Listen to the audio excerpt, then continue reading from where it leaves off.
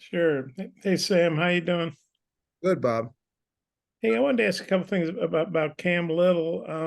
I know in fall camp you talked about how he was really hitting those long ones, and that seems like that's carried over to the season. Just what you thought about the kind of season he's had, and he seems like he's taking it even to a higher level than he did last season. He really has. We was talking about it on the walk today about how a guy of his stature can kick the ball so far. I guess little guy, smaller guys on tee box can hit it a country mile too. But he hit a yesterday in 2 minute drill. He hit a 68 yarder. I mean, at the end to win the game. And I'd never seen anything like it. But he's done a absolutely great job, and what a wonderful person. And we're very fortunate. Accuracy is off the chart, and just having a great year for us. Very valuable for us. We, need to give him an opportunity to need to stay close enough in the fourth quarter to give him an opportunity to win a game for us, and I bet you he will. How great a weapon is that to have? Maybe when you cross midfield, you almost feel like you're in his range. Maybe a few more yards to get. Now, I find myself a lot of times, talking on the headset to Dan, and right when we get inside the 40, or depending on where Cam says he can make it from, depending on which end he's kicking to, I always remind Dan, I say, hey, we got three here. We got three here. Obviously, we want seven, or, I'm talking about on third down where third and long or something where you might want to run a draw or something like that, because you have 3 points. So it's really, really comforting to know that he's on our team. Thanks. Right.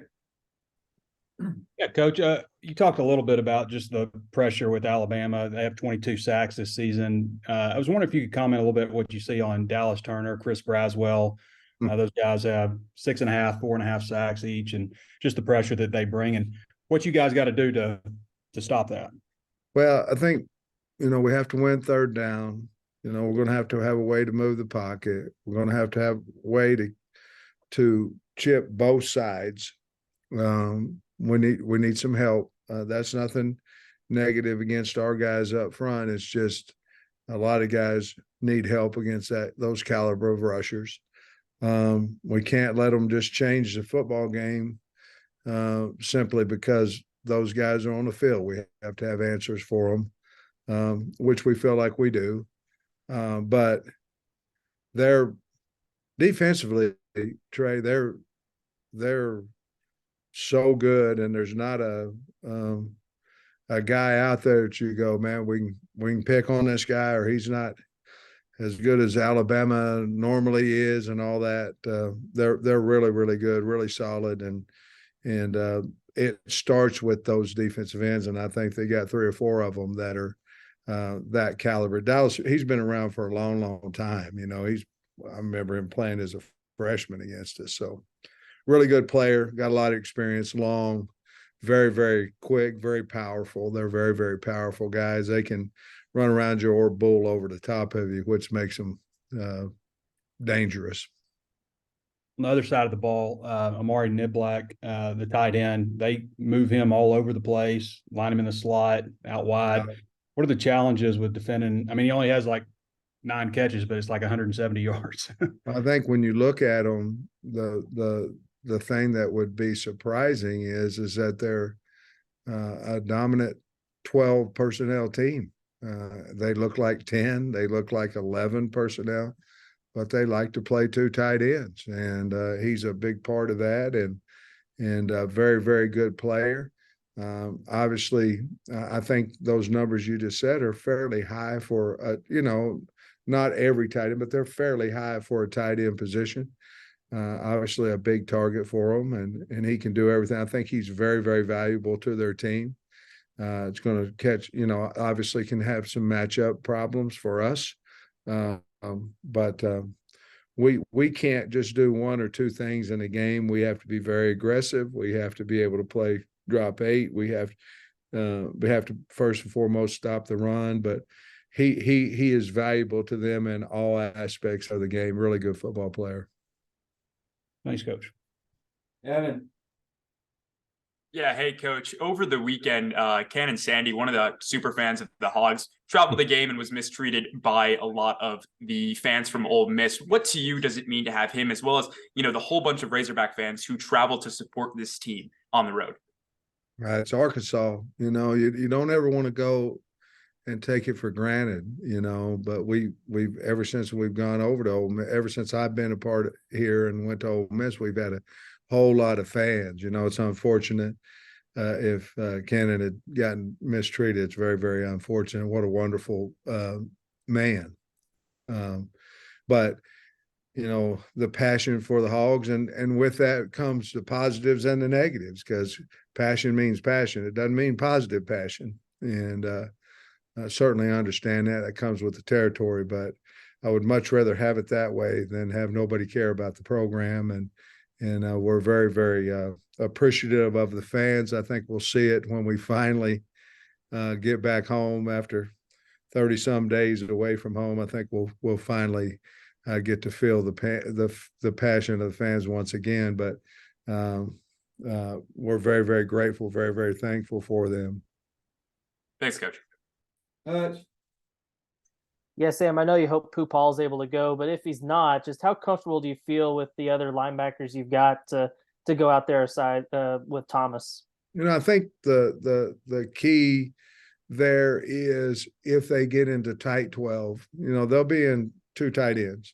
If they get into tight 12s a lot, which they have YY formations, if they get in there a lot, then our capabilities of playing it just takes another linebacker out, because now you need to be in a 3 linebacker set.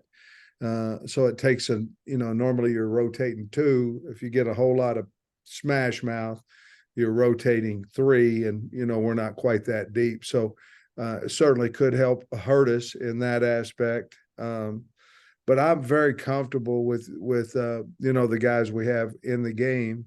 Obviously Pooh was a 1 for a reason.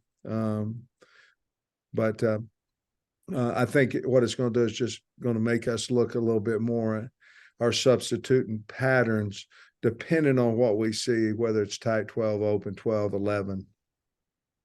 And then also we saw this past week, y'all broke out y'all's version of the Philadelphia Eagles, quarterback under center, QB sneak on 3rd and 1. I'm just curious kind of how that play came about. Is that something y'all put in that week, or is it something you've been waiting for the right opportunity?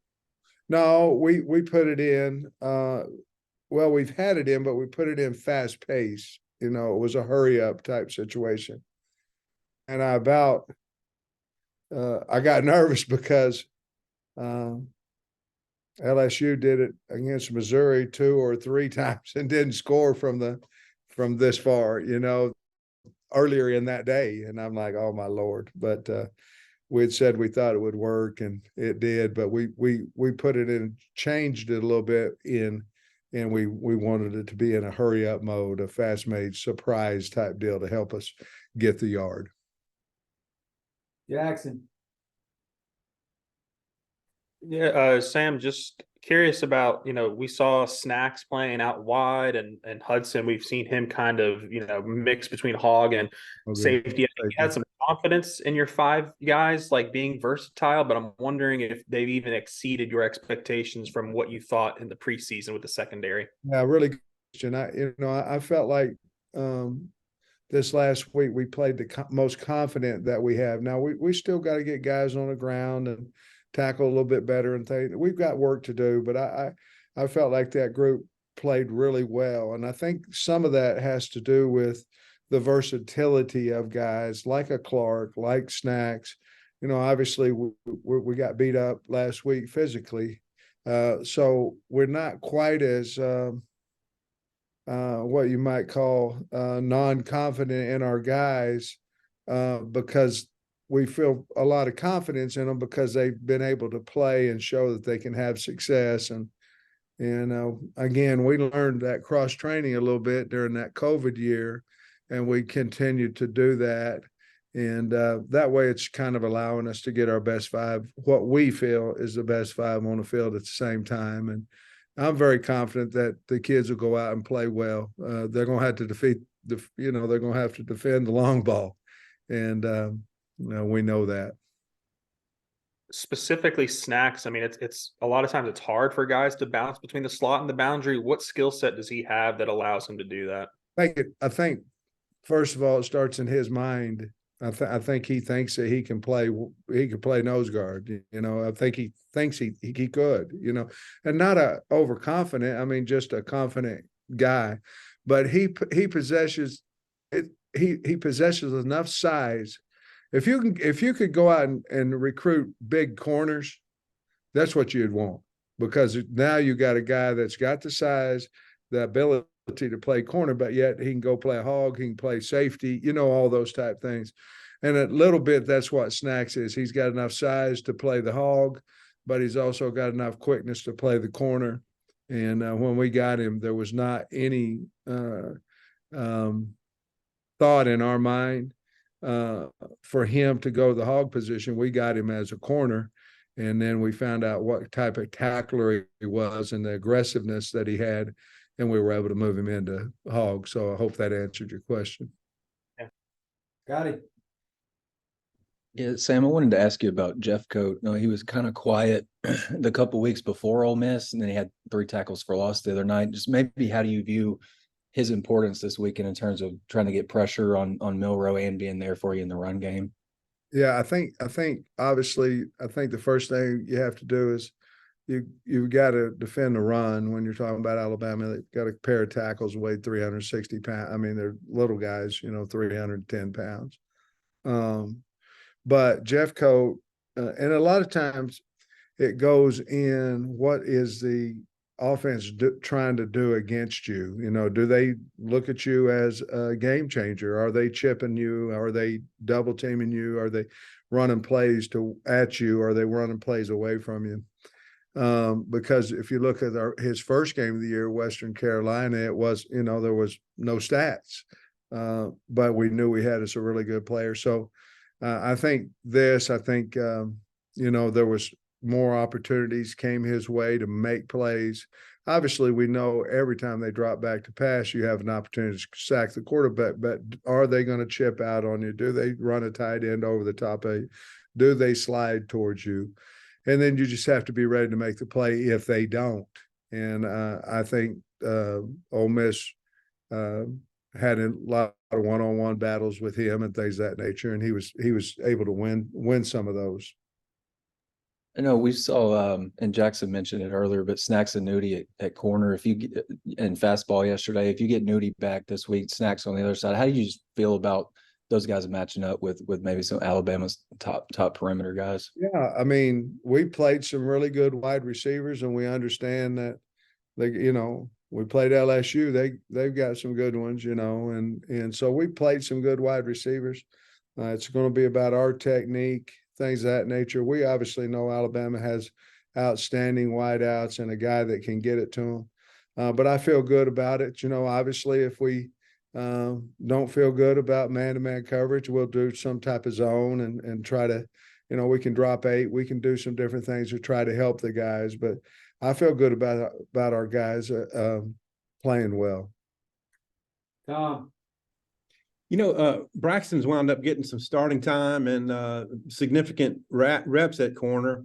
Can you talk about maybe what's allowed him to, you know, make the rise that he's made? And I know you may or may not be without him this weekend, but just what he's done to put himself into that mix. You know, I talked to him about it yesterday, actually, and it was about my experience when I played in college and his experience. I said, hey, is this what happened to you? Because basically I had seen exactly what you're asking me about, what you've seen. And basically what happened is it just clicked for him. What he's supposed to do, how he's supposed to do it, it just all kind of finally clicked. It happened to me when I played football as well. So now you're seeing that true athletic ability that he has and the speed that he has. And I'm going to tell you now, when they wouldn't let him go back in the game, and I hope he doesn't mind me sharing, I mean, he was emotional now. I mean, it bothered him. And he's a guy that loves to play the game and finally earned his right to be that starter and was playing extremely well. And whether he's able to play or not, I don't know. But but his future for us is really bright. And to answer your question, I think it finally clicked to him. He understood the calls, understood where he's supposed to be on the field and things, and just let his athletic ability take over at that point. Quit thinking as much. Otis. Coach, I know you entered the season with a lot of momentum and recruiting. You've lost 4 straight, but I know you can't talk specific, but just how's the general feeling with the interactions with the recruits been on the phones and stuff? You know, I think a lot of our recruits are coming for reasons to play for the Razorbacks, you know, play for the state of Arkansas. I think there's several different reasons. I think some of them are coming to play for their position coach and, you know, all those type things. I feel really, really good about the guys that we have committed to us, real good. But we also work very hard at keeping that relationship going too. We know there's vultures out there and they're saying that we're lost 4 in a row and they're letting them know too, like they don't already know. It's their school that they're committed to. But it's a relationship game. It's a relationship business, if you will. And as long as we keep our relationships, I do not feel like we'll have much of a problem of losing any of our commits. In the 24 class, I know you've got a lot of high school kids committed, not the portal's coming up, but are there any more high school needs you have in the 24 class other than what you have now? You know, I think, you know, obviously if we could find another linebacker out of high school, we may take him. O-linemen are always guys that we would take. We're actively looking in the 24 class because you just never stop recruiting, you know, but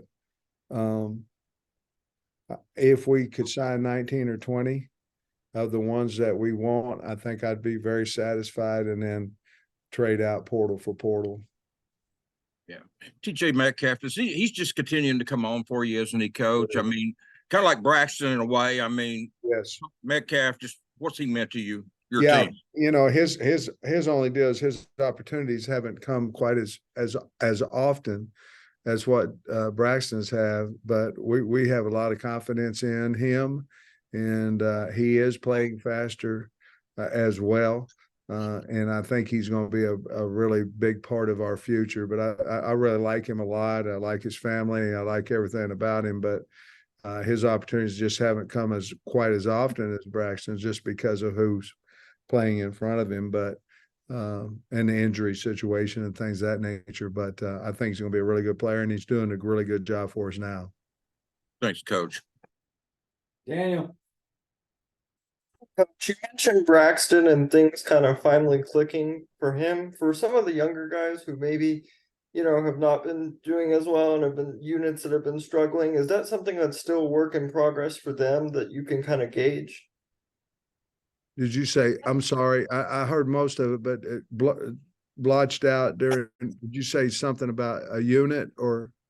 Yeah, particularly like any of the younger guys who are still kind of a work in progress as far as understanding the schemes and things of that nature.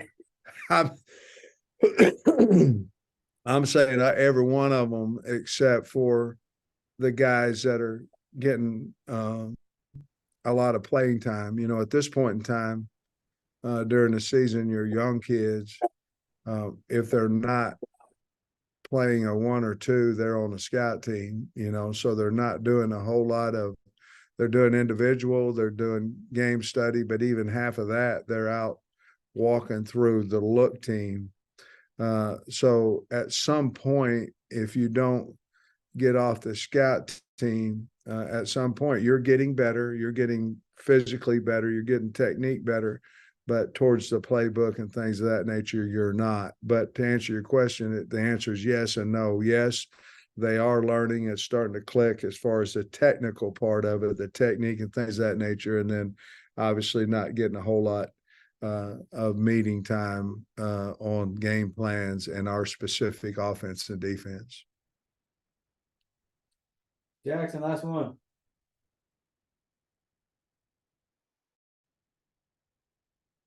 Muted. Sorry, I just wanted to piggyback off that real quick. Does Ty Washington, like what he did against Ole Miss, does that kind of motivate you guys to maybe find out what some of the other guys a little further down on the depth chart that haven't played much, see what they can do? Or is it clearly just he was so explosive in practice, it was a kind of a rare or something different there? Well, I think part of Ty's deal is there wasn't a whole lot of difference between him and the guys ahead of him.